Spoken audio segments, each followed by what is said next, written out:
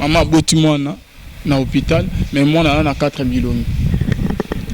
Omoni la spiritualité et la difficulté na science. Science les lois ils savent que non et ça ba défaut ou ba malformation ezolo ba bongo. Mais ce que bana ya bongo papa Alvin nga pena poser aux questions. Au komoni penza sali 3 ans. Ba umela te ba kufaka bazonga na monde na bango. Souvent eza ba bilima oyo azoluka akota na libuma mwasi abotama a vivre na monde mais ko kapé supporter monde na ngote. Parce que monde na biso eza na ba vibration nango pe monde ya uti eza na ba vibration nango. Peut-être ayi abotami bongo kaka pour accomplir mission moko boye après ça nini azonga. Donc babiloko wana eza bilima eza bato normalité. Autrement benga babisimbi. Ba umela na bango te. Ngai bato ebele bayela ngai o apôtre mwana abotamaki bien mais si mami kolona bani mona mutu bani ko vimba azo ya munene te akomi mutu tala mutu munene makolo mike tout ça azo ya munene te nebse na bi mama oyo aza mwana te. Il y a des choses so benga na sambela seke nazo yebisa ye azonge pa ya u auta o mona na prier boye e umela te abeli pe akufine boke bokundi souvent ba umela na bango te po bayaka baza ba missionnaire bayaka na bango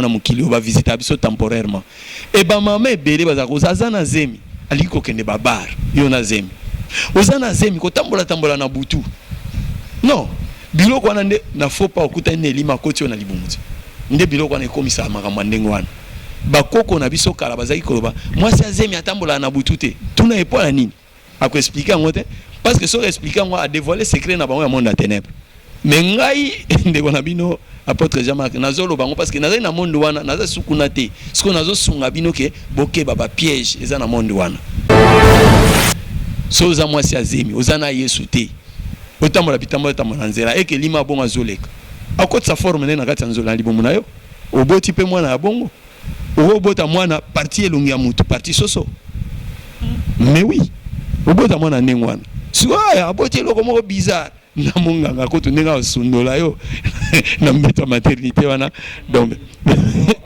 aboti moi la partie soso partie elongi ya mutu partie soso ya so bandela elongi mutu nzoto soso ya solo wana vraiment obota ngo bilimati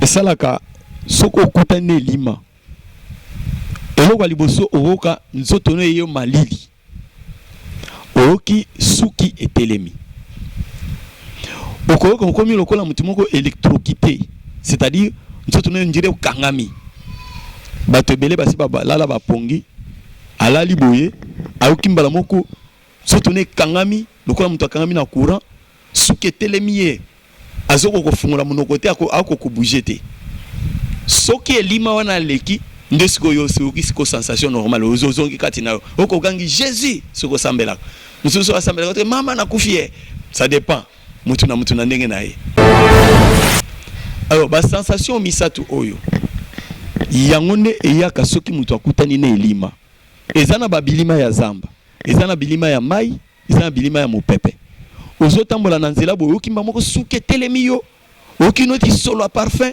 okintire ndoto ekangami lokolo telemi immobile comprendre que kutani elima mais souvent mutu akomaka inoptisé bongo so mutu anaza na Yesu te mais mutu soki aza na Yesu ako sentir mais pouvoir moko bekota kati na ye okagangi au nom de Jésus ayoki sensation anesili mais soki oki sensation anesili te otikaka immobile qui c'est que elima nazoleka pembeni na yo azo traverser ne kaka na bilikamu na yo te mais soki pas za likamu na yo asimbi yo kwe okufi pe libela ça kende pembeni ya maya kalamu siko na minute oboye so na ke pembeni ya maya kalamu elima mo abimela nga wana namona bilima ndenge na ndenge namona elima moko ya monika longi na ngande za boye koto elongi awe elongi na sima elongi donc bilongi quatre côtés nyonso siko soka beti bo elongi donc soki o mona il faut pe soka somme soko gangi obeli liboma soko kimi okoko kufa bo obela liboma nyonso wana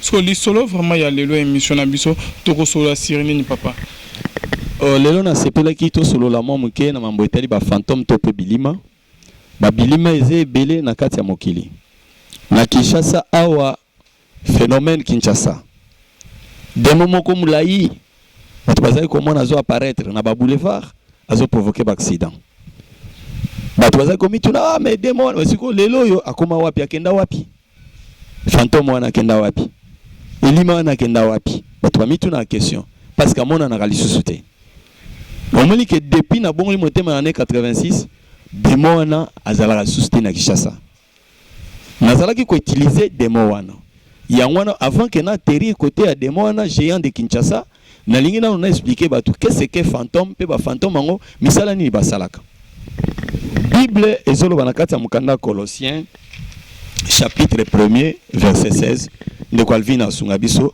comme la fois dernière dans lecture parce que bandeko babaki keza makambo bonzambe il faut tout ça avec ba preuve biblique. Colossiens chapitre 1er verset 16. OK, ndeko bien venir pour ça interprète na biso malgré que santé a bien été adapté na retraite en tout cas car en lui ont été créées toutes les choses qui sont dans le cieux.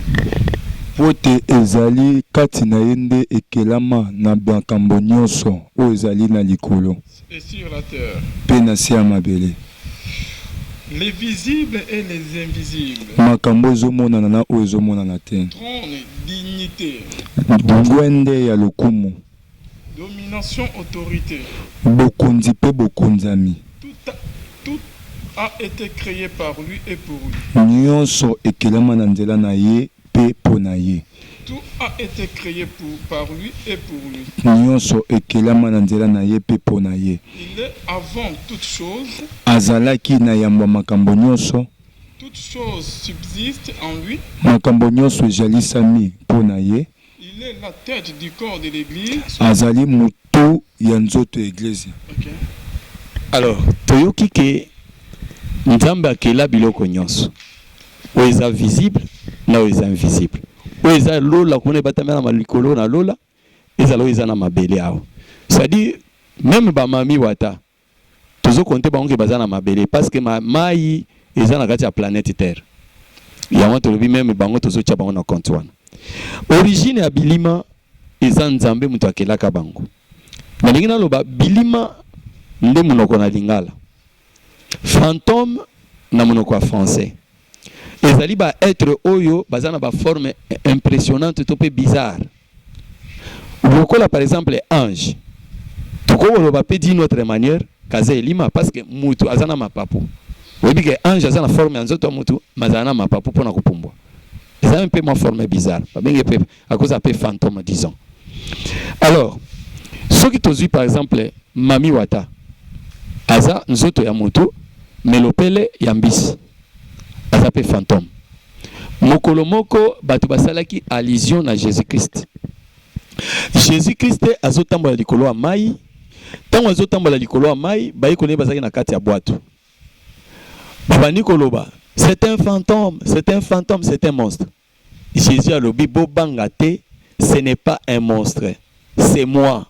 Ce n'est pas un démon, ce n'est pas un fantôme, c'est moi. Jésus azoloba bongo. C'est-à-dire bato bazana notion ya babilima. Bilima existait les lotés. Bilima existait depuis les temps antiques à la création. Yangwana ndoko azotangela biso susu texte mususu na Psaume chapitre 74 azotanga na français pe alimbole libiso mbala moko toyoka Bible pe zo reconnaître ba monstre to pe fantôme ba être eza na ba forme bizarre bangisaka. Pourquoi nzamba akelaki yango na mituna kangai Jean-Marc na mituna kapani nzamba akelaki yango question na elekelaka ngai. Psaume 74 verset 13. Ok, bienvenue encore pour Sana 74 13. C'est bon, je peux. Tu as fendu la mer par ta puissance. Opasoli ma ebale na nguya na yo. Tu as brisé les têtes des monstres sur les eaux. Oyebi koboka mitu ya ba monstre likolo na mai. Tu as écrasé la tête du crocodile. Oyebi koboka mutu ya ngando. Tu l'as donné pour nourriture au peuple du désert. Ozuye opesie lokwa bilei pona libota ya esobe. Tu as fait, c'est bon? C'est ça, alors nakanisi oki ke ba monstre wana zambe mutu akela bango penza baza na pouvoir likolo na bango. Alors, na bandai ko pesa exemple ya quelques monstres. Webi pourquoi ba monstre diable asepela ko utiliser bango? Mokolo nazali ko témoigner na ba épître eleki wana na pré-partie na biso émission ndenge nakutana ke na Lucifer. Na yebisaki bino ke na mona kinguma ya mitu 6. Eza monstre, eza kinguma en réalité eza monstre. Aza mukila te, koto mitu misatu, koto mitu misatu. Aza monstre. Mais pourquoi ba monstre wana diable a utilisé bango? Parce que si ma ba monstre diable soit tu liboso épreuve, yo yé ke ozoluka numéro moko boye et pas nganga et pas magicien, donc diable azo tu une épreuve. So za motema makasité, obeli liboma. So obela liboma te okoko kufa. So kufite okoko mataki zengi, okomizo bazoba. C'est ça, objectif ya babilima wana, et ça ka juste pour na ko bangisa bato. On a 3 points oyo. Obeli liboma, okufi, tokomi zoba zoba. Maintenant, diable na objectif wana salela ki azo utiliser ba bilima wana to bengi ba monstre to pe ba fantôme et ça pour na likambo wana. Mais pour na ete au sentir makambo ke no ngai na kutani ne lima to monstre pour sentir. Et ça la kana sensation o yé la kamoto.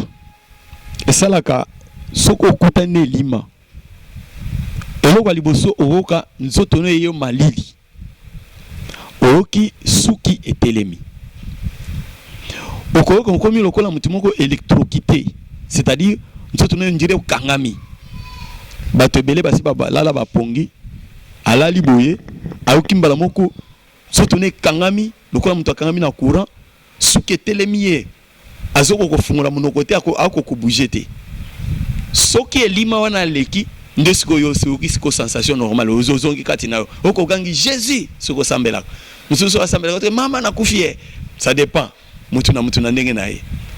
Alors ba sensation misatu oyo yangonde eyaka soki mutu akutani na elima ezana ba bilima ya zamba, ezana bilima ya mai, ezana bilima ya mopepe ozotambola na nzela boyo kimba moko suke telemi yo okinoti solo a parfum.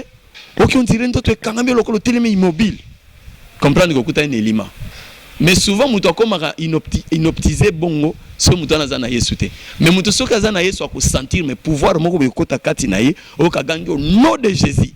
Alors que sensation en esili. Mais ce que sensation en esilité, o tiraka immobile qui c'est que elima nazo le kapembeni na yo, azo traverser ne kaka na bilikamuna yo te. Mais ce pas dans likamuna yo, asimbi yo koyo kufipe libela. Donc babilima baza yandenge na ndenge papa net que babilima ndenge ozo beta disolo que beaucoup tanaye babuma tout le monde ako salama be eza na leki ya mokolo te faut asalama be na muto batinde mission.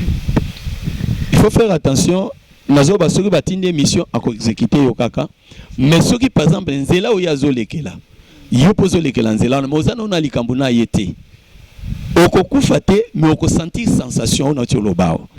Siko na sensation yo ko sentir wana nde yo nakutani na elima na nzela nakutani na esprit mabe na nzela batumi baloba nakutani na esprit mabe na nzela siko yo muto azana mulimo mosantu ako sentir ango mais akozala inoptisé te akozala lokola muto aza électrocuté te Saint-Esprit ko pousser à gango nom de Jésus po elima ne kima musika na ye. Mais muto azana Saint-Esprit te parfois ko kwea kao atikali wana tango elima na koleka komi distance nde siko ala muki abina comprendre te ni ne yelinga boy nde loko na zai ko bayango wana. Bilima même na kati ya Bible na mkanda Apocalypse. Tuatangeli biso yango parce que lelo na ngina approfondir yango pona ko parce que géant démon géant Kinshasa. Apocalypse chapitre 5 verset 6. Alors na ngina loba quelques formes ya babilima oza na kati o na mona na wepe na tanga na kati ya Bible. 6. Ok, Apocalypse 5, 6. C'est bon, bienvenue. Et j'ai vu au milieu du trône et des 4 êtres vivants. Au milieu des veillards.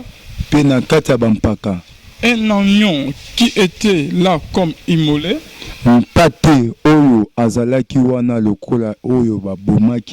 Il avait 7 cornes et 7 yeux. azalaki na bakorne sambo pe misu sambo maseke sambo pe misu sambo qui sont les 7 esprits de Dieu envoyés par toute la terre. Oyo ezali milimo sambo oyo batindaki pa na nzambe na sa mabele. Ok. Je pense que na texte otangi wana babi bamoni aza elima. Bien que bamoni liboso trône ya nzambe. Na baki ke elima to pe monstre ezali eloko nyonso ezali ko bangisa. Oza na forme oyo normalité. Babi azali na forme ya agneau. Mais agneau azalaka na maseke te quand même. Babi oyo azana maseke 7. Agneau na maseke 7 azana misu 7. Vous comprenez déjà. Et ça forme oyo soki otali boye na bomoto boye fo yoka somo. Mais aza agneau. Liboso trône ya nzambe. Et en dehors ya agneau wana balobi na forme na ye. Bilima ezana ba forme ebele. Neti par exemple Ézéchiel chapitre 1er, banana 5 tina 11. Baso basusu ba forme susu ya bilima. Oyo eza bilima oyo eza na Bible. Balobi owana azana basima papu. Ma papu mibale weza ko protéger ezipa liboso na ye. Ma papu mususu oyo zipa mipanzi na ye. Na ma papu mususu ezozipa makolo na ye. Donc, la forme. Nalobaki ke même ba ange apparemment boy soki ange abimeli ou pas. Souvent tanga na Bible omona, mutu so ange abimeli ayoka somo akwei. Po nanu ne neto tambola na bomoto boy. Tika komona te mutu azana mapapu. Mais ange azalaka na mapapu. Yo so tambola kana nzela boy papa omoni ngombe, mais ngombe wana mutu neza ngombe, mais nzoto na ye eza mutu. Il faut ça le somo. Babengi ba moko eloko ndenge wana elima. Na chiluba babengaka chilengu. De loko moko boye bangisaka. Et ça la somo. Donc voilà un peu biloko wana na zoloba. Alors, balobi na 4 formes bazoloba. Balobi 4 êtres vivants bazali boso trône ya nzambe. Na 4 êtres vivants bazali boso trône ya nzambe babi baza mususu azana mutu ya aigle. Mususu azana mutu ya lion. Mususu azana mutu ya ngombe. Mais mususu azana mutu ya mutu. Mais bango nyonso bazana ba mapapu. Talaka yo penza omoni ngombe mutu ya ngombe mais makolo mutu normal. Omoni penza mutu forme ya nzoto makolo ezali maboko ezali mais elongi na ye aigle. Omoni penza donc eloko ndenge so kutani nango na nzela na butu mbango pakata eza danger. Wana zo bake babilima nzamba akelaki yango. Nzambe mutu akela yango eza ko exister. Mais diable lokola za destructeur azo siko babilima akoma ko utiliser ngo po akreya ka bobangi na kati ya batu so babani omoni elima agangi ayuki somo akufi. Nazo so par exemple epai ya baluba chef Kalamba, le grand chef ya baluba. Chef Kalamba azaki na elima moko babenga ye Nkwembe. Kwembe wana aza mutu mais eteni divisé en deux. Na minoko musu babenga ke satonge. C'est-à-dire mutu ya eteni moko kaneti ngande na zaboye parti mangaka moko koto. Sko Kwembe wana ye aza lokola ema. Diable aza compliqué. Kwembe wana na baluba ye place aleki. Eloko babengi kisi abenda ka lokola ema. C'est comme ça que Nakasai kuna chef Kalamba pour afandisa pouvoir na ye azoki Nkwembe wana elima wana azaki ko utiliser ngo po ye moko za na bakisi ya makasi mais mutu mususu aleke na pouvoir ya bakisi te akotinda Nkwembe na ye wana bendi bakisi joso ya mboka eyepa na ye. C'est-à-dire soki yo za na besoin ya pouvoir yende apesa yo mais yo kende te omilukela na ndenge na yo po yo koma siko chama mapeka boye kenga pe na zalaka nde lokwana. Dernièrement boyoka kiango masolo wana même kuna na Chikapa eza chef coutumier moko alekaki akina moustiquaire abenda ka bakisi ya batu misusu ezokota na moustiquaire même na babandu ndo ekoma pepo ba numéro ekoma yoza na mwa numéro okutani na chef mususu boyokani atekeli yo numéro pesi mbongo yepa pesi yo numéro mususu pesa nango ba échange yo pesi nga numéro boye nga pe na pesi yo numéro boye esala makanango na cadre ya bakisi. Alors Nkwembe demo wana ye musala na ye abenda ka kisi place toi aleki aza lokola ima abenda ka kisi kwembe wana soki abimeli yo boye oyoka émotion okoyi okufi. Chef Kalamba utilizaki bakasayen bayebi. En dehors ya kwembe wana wao benga santonge na bamboka musuba benga ke santonge. En dehors ya kwembe wana ezana demo mususu ya mukuse. Demo ya mukuse na Équateur. Demo wana nazo benga monstre na Équateur. Nazo ba makama ba monstre.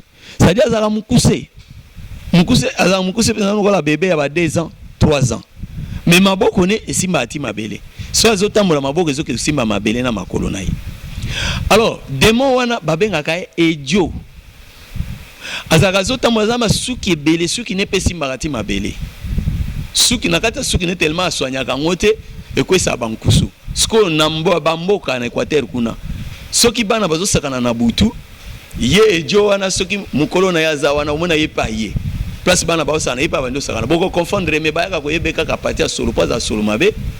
En plus c'est cela kwesa bankusu. Mais ceux qui mo asimbi mwana moko na nzoto na butu bana tamba sakana ka tout ça na ba village za ba jet ceux qui sans ebimi bana bazo sakana ceux qui ejo wana simbi mwana moko mwana wana kufi na mboka bilo bilima bongo bangala ba yebi yango très bien l'Équateur ezali. Donc na chaque mboka ba chef coutumier basaki ko ndoluka ba bilima po ba vandisa ba pouvoir na bango. Tango bazo vandisa ba pouvoir wana eza juste kaka po batu misusu babanga ka bango.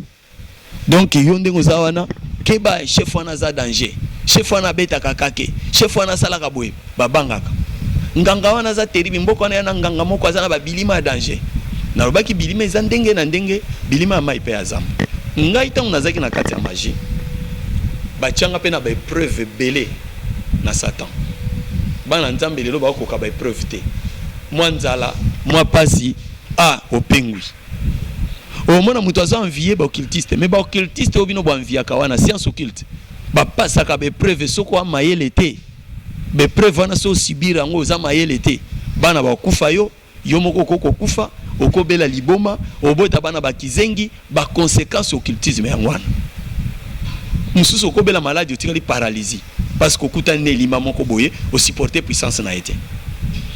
Bilima nini ngala kutana nango bazotina ngo mona tamsu na midi boye penza pa noki voye benginga Elvis oza wapi no binaza sote na cour ou sote na za na ndako bon na minute boye ozozwa direction nzela par exemple na pese exemple net na Kishasa kende pembeni ya maya kalamu siko na minute boye so na ke pembeni ya maya kalamu elima mo abimela nga wana na mona bilima ndenge na ndenge na mona elima moko ya monika longi na ndeza boye koto elongi awe elongi na sima elongi.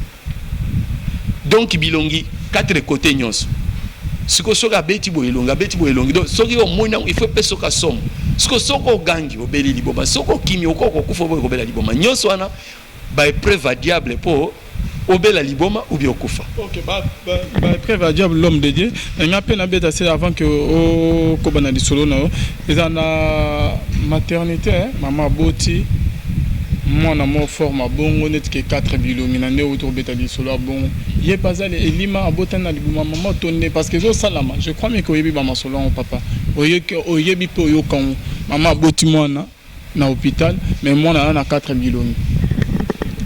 Omoni la spiritualité et la difficulté na science les lois ebisa biso que non eza ba défaut ou ba malformation ezolo ba bongo. Mais si bana ya bongo papa Alvin nga pe na poser aux questions okomoni penza sali 3 ans ba omela te ba kufaka bazonga na monde na bango souvent eza ba bilima oyo azoluka akota na libuma mwasi abotama a vivre na monde mais akoka pe supporter monde nango te parce que monde na biso eza na ba vibration nango pe monde ya uti eza na ba vibration nango peut-être ayi abotami bongo kaka pour accomplir mission moko boye après ça nini azonga donc ba biloko wana eza bilima eza bato normal te. Autrement benga babisimbi baumela na bango te ngai bato ebele bayela ngai o apôtre mwana abota maki bien mais si mami kolona bani mona mutu ebandi ko vimba azoya munene te akomi mutu tala mutu munene makolo mike tout ça azoya munene te nebse na bi mama oya za mwana te il y a des choses so benga na sambela sike nazoyebisa ye azonge pa ya u auta o mona na prier boye e umela te abeli pe akufine boke bokundi souvent baomela na bango te po bayaka baza ba missionnaire bayaka na bango na mokili ba visiter biso temporairement et ba mama ebele baza kozaza na zemi ali ko kende babar yo na zemi ozana zemi ko tambola na butu non biloko wana nde na faut pas okuta ne lima koti na libumuti nde biloko wana ekomisa makambo ndenge wana bakoko na biso kala bazaki koloba mwasi azemi atambola na butu te tuna epola nini ako expliquer ngote parce que so expliquer ngo a dévoiler secret na bango ya monde à ténèbres mais ngai ndeko na bino apôtre Jean-Marc nazolo bango parce que nazali na monde wana naza sukuna te siko nazo sunga bino ke boke baba piège eza na monde wana so oza mwasi azemi oza na Yesu te otambola bitambola nzela eke lima bongo azoleka akotsa forme ne na kati nzola libomu na yo oboti pe mwana ya bongo obota mwana parti elongi ya mutu parti soso mais oui obota mwana ndenge wana soya aboti eloko moko bizarre na monganga koto ndenge osundola yo na mbeto maternité wana donc aboti mwana parti soso parti elongi ya mutu parti soso ya so bandela elongi mutu nzoto soso ya solo wana vraiment obota ngo bilimati papa bête dans l'histoire non mon ami. En passant nazo profiter pour nous remercier bandeko o bazo benga biso bazo encourager biso na maloba bamso ba senga biso to sambela pona bango surtout ba oyo en tout cas na ba semaine où eleki awa ba bengi ba promettre apôtre to soutenir yo na janvier to soutenir yo janvier yango yo pe ba oyo basi ba pesi moi maya komela ba ba pesi biso moi transport ba sungi biso vraiment nzambe apambola bino lokola bopesa nga ndingisa te ke natanga bino na émission moi natanga bino ba kombo ezate mais bomi yebi na supporter bino à cœur lokola bino bozo porter nga à cœur toko ba ko se soutenir ngai nazo soutenir bino na mateya nazo soutenir bino na ba prière bino pe boye baga ke non otalanga kana elongité yeba ke déplacement senga moi transport lokola bobandi déjà ko sala ngo bo sala pe akoleka nzamba pambola bino mingi lokola bino bofungoli compte céleste pona pour soutenir musala nzambe pe afungola compte na mokili oyo afungolela bino ba compte oyo ezaki ke bloqué nzambe a débloqué yango na kombo ya Yesu Kristo bye. Ok papa na maman il y a peine na maman moko il faut faire le mal. Oh oui voilà nalingaki na loba na maman na biso moko abengaki biso à partir ya États-Unis.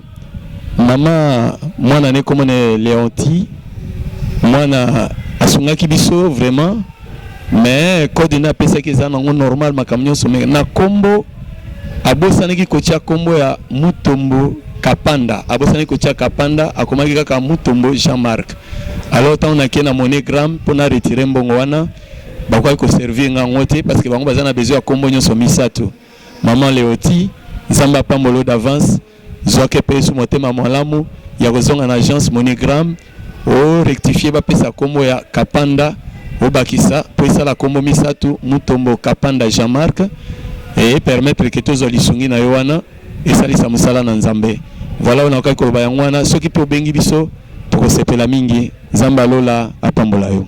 Merci beaucoup papa, je crois bien que le message est passé et l'équipe en Deonabiso, Léoti quoi, hein? Et l'équipe vraiment maman ici, dans la réunion tout va contribuer, il va soumettre papa pour que tout ça va émission dans de bonnes conditions. En tout cas papa c'est avec moi erreur mon quoi, beaucoup qu'on rappeler pour que les soumis que botine qui Deonabiso Léoti, maman ici que botine là qui à kokake pour récupérer kozongo na agence papa Léoti Tupamba Léoti Tupamba donc et permettre à Zoan parce que l'agence va compliqué donc mon éthique à la connaître et que ça vraiment bien merci na ba oignon tout va soutenir émission nzambe ya lola o ka futara biso o ka futaranga a mon abino a kota na bakana bino a bénir bino a sala o ezali vraiment pour ça il y a mitema na bino bien aimé dans les seigneurs lola et futa bino bonzambe na bonzambe lo les o futa boko benga biso ba numéro ya papa ya ngwana numéro ya papa moto mais yangona ya la voix céleste yanga mo yanga pour nous kota na biso en contact et kozala vraiment bien et makasi. Un grand merci na filo muko ya motema vivence de Ombo depuis Londres. Pasteur fait la mission à la bouche autorisée de l'Éternel depuis Zurich et na maman na biso Gisèle Lukelo motema papa Boston kuna na motema papa na biso Emmanuel kuna na Boston et sans oublier na Montréal Jonathan Rial Mukwaya mwana muke mayele ebele bonzambe et na bonzambe Lola ezofuta. Merci.